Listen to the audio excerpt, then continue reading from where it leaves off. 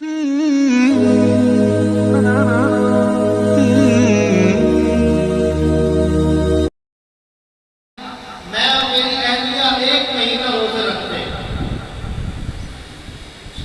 نے پوچھا کہ آپ تو مسلمان ہی نہیں ہیں، روزے کیوں رکھتے ہو؟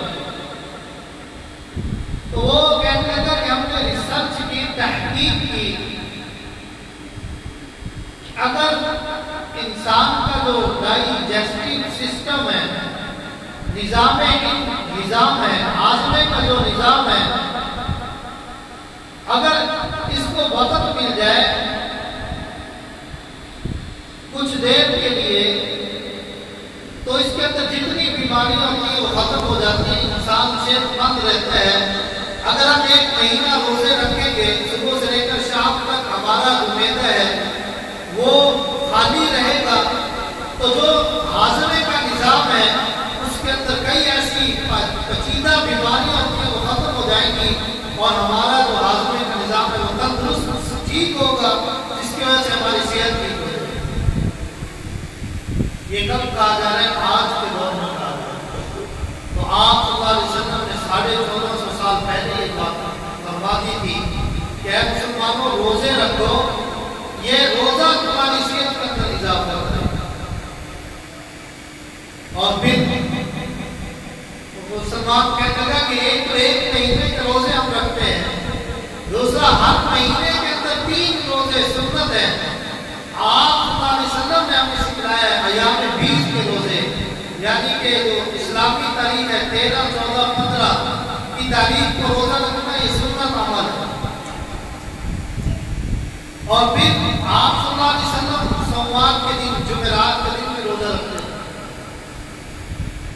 اور آج سائنس کہہ رہی ہے کہ روزہ رکھنے سے انسان کی صحت جو ہے وہ ٹھیک ہوتی ہے، اور آپ 1450 سال پہلے فرما رہے ہیں۔ تو کتنا پیارا طریقہ ہے۔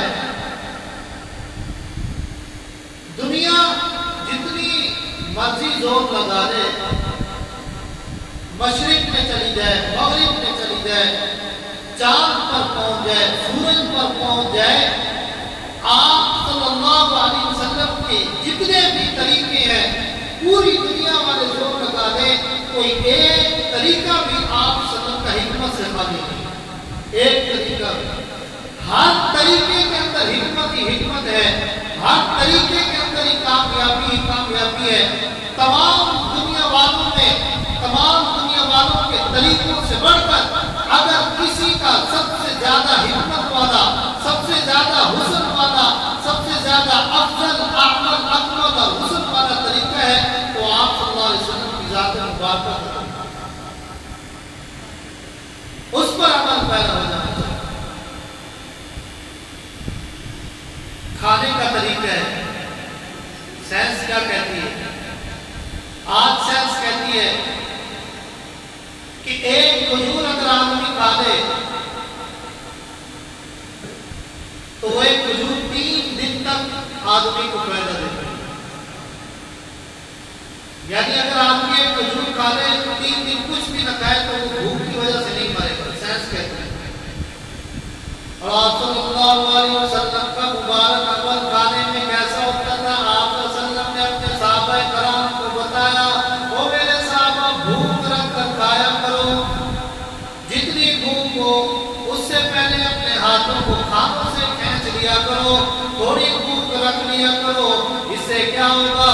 اس سے فائدہ یہ ہوگا، ایک تو تمہارا ہاضمے کا جو نظام ہے وہ بھی ٹھیک ہوگا، اور دوسرا تمہاری صحت بھی ٹھیک ہوگی، اور اس طرح تمہارا جو عمل ہے مضبوط ہو جائے گا۔ اگر کبھی تمہیں کھانا نہیں ملے گا تو بھوک کی وجہ سے تم نہیں مرو گے۔